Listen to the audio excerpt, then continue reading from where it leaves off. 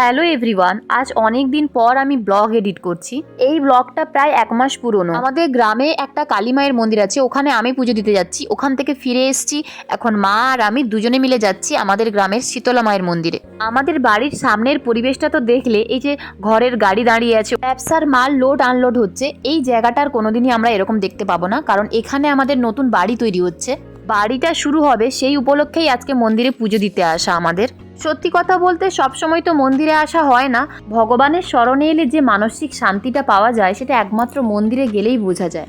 আমাদের বাড়ি থেকে মায়েদের জন্য যে শাড়িগুলো এসছে সেগুলো পুরোহিত মশাই পরাচ্ছেন এখন। দেখো তো মায়েদেরকে কত সুন্দর লাগছে। নতুন বাড়ি আমাদের এখন শুরু হয়ে গেছে, কোনো একটা ব্লগে তোমাদের সাথে শেয়ার করব। তো পুজো দেওয়া শেষ, এখন বাড়ি যাওয়ার পালা। এটা হচ্ছে আমাদের মায়ের মন্দির, আমি সামনে থেকে দেখাচ্ছি দেখো।